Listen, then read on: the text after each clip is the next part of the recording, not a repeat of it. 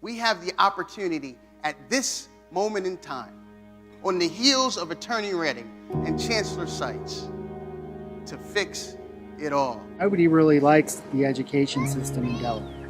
It's an issue. I don't like it either.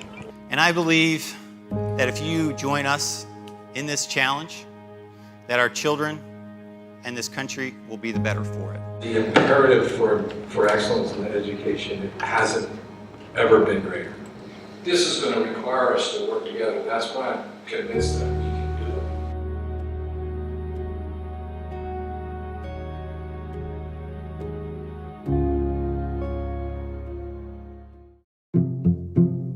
it. Welcome to Wilmington, the largest city in the second smallest state that about 70,000 people call home. On the surface, the city and its suburb are just like any other. The school system, however, is a different story. In a state at the nexus of North and South, the problems students face are deeply rooted in its history. During the Civil War, Delaware remained in the Union, but was one of the 5 border states. A microcosm of the nation, Delaware found itself divided over the issue of slavery. State Constitution 1897 actually guaranteed the segregation of schools.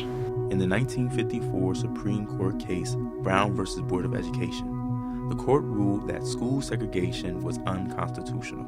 Out of the 5 cases, 2 were from Delaware, and these were the cases that set the precedent for the decision. Well, then what happens in Delaware? And the answer is nothing. Nothing happens for another 20 years. With no federal enforcement, Brown v. Board was more of a suggestion than a mandate. A federal judge says justice delayed is justice denied, that's enough. And so the federal courts order metropolitan school desegregation. Delaware was now forced to comply and had to integrate its student body immediately. They took northern New Castle County, eliminated all 11 school districts, and created one unified school district. The idea was that everyone had to be in the same district in order to equalize opportunity and resources.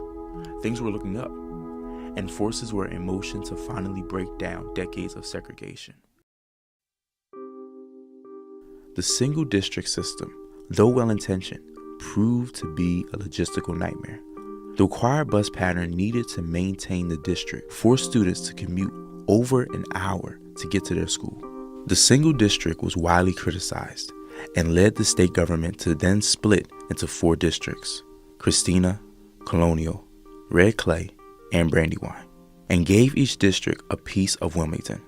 That system still exists to this day, affecting not only Wilmington, but the areas surrounding it as well. The way the school district is all chopped up, and you look at a map and you're like, what the hell is going on? It's very complicated, so I cannot completely explain it because I still don't know about it. On the one hand, it sounds, fabulous to have all of these choices and options, but what you don't realize is how complicated it is, the different processes, the time that it takes. If you don't educate yourself, if you're unable to educate yourself, or if it's beyond your level of comprehension, you don't have help, whatever the case may be, then your child is going to be the one that suffers. Busing students from Wilmington to a nearby district merely maintained the inequity of resources. Suburban parents felt that the public schools with large concentrations of Wilmington students suffered in quality, and Wilmington's children had to be driven miles away from their homes just to get an education. As a result, dozens of charter schools and private schools emerged.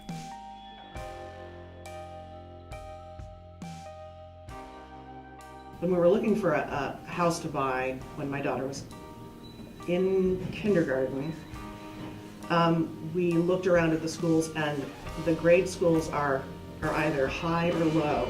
Sorry, you're gonna go to one of these schools. I don't know which one.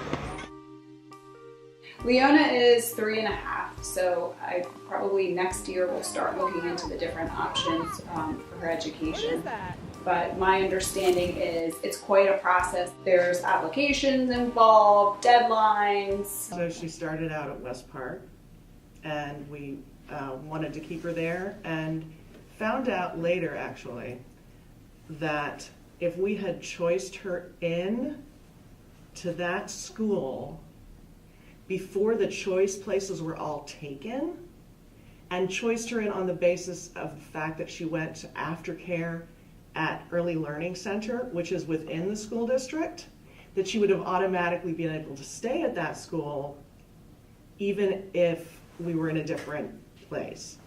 Across the street, a family goes to Newark Charter. Down the street, they go to the public elementary school. So even just on 1.5 streets, there's why we've all chosen different options.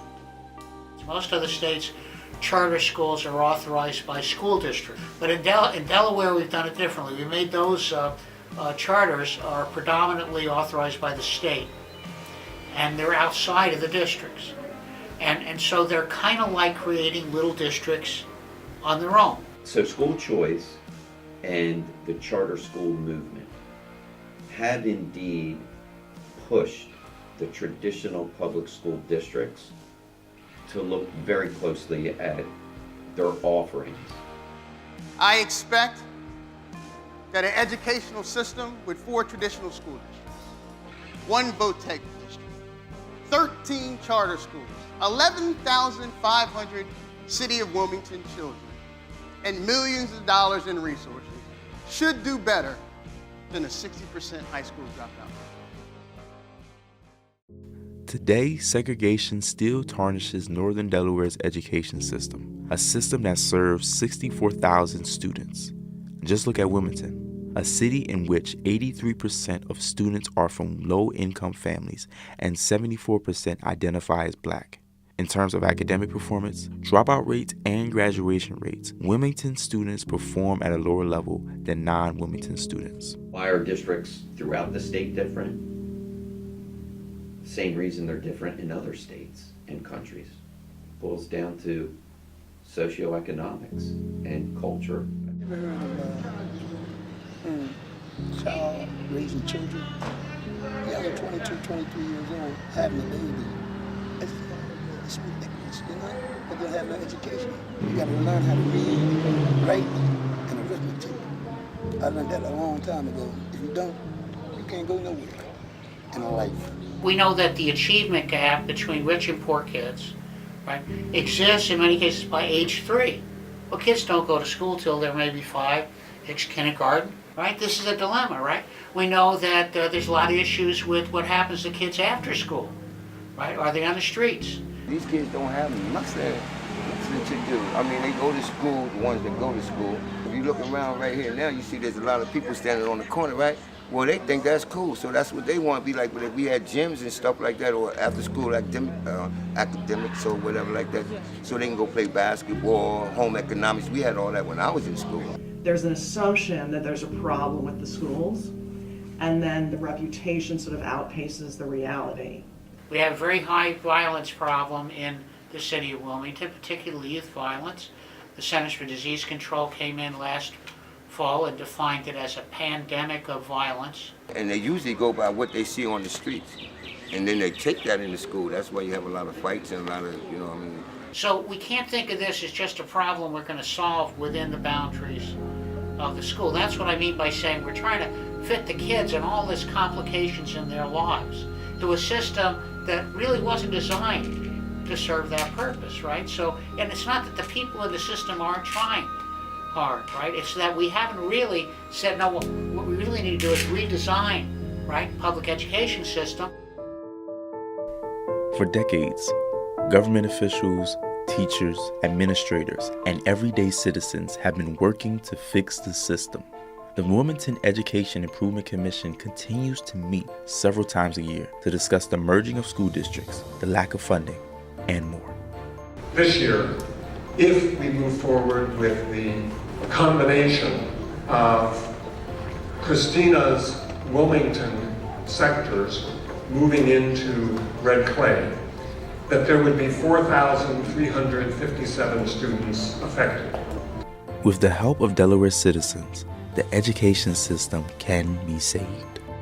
Delaware Can's mission is to empower, to mobilize, and to collaborate with everyday Delawareans to advocate for an excellent education system in the state. And so our goal really is to, how do we make sure that every student has access to a great school. We know that a great school can change everything for students. Part of my teaching philosophy is that I must teach through the lens of the real world, and that every lesson can somehow be connected to a life skill that they're going to need to succeed in the real world. Referendums provide citizens the opportunity to directly improve public schools, though often at the risk of raising taxes.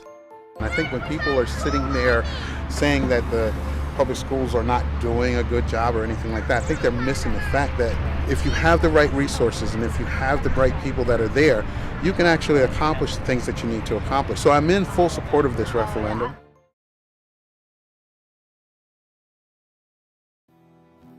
I believe that education can change the trajectory of individuals' lives. Education is a foundational thing that will help us solve some of the other issues. If we want to make an impact and a difference in the world that we're going to see tomorrow, we need to help today.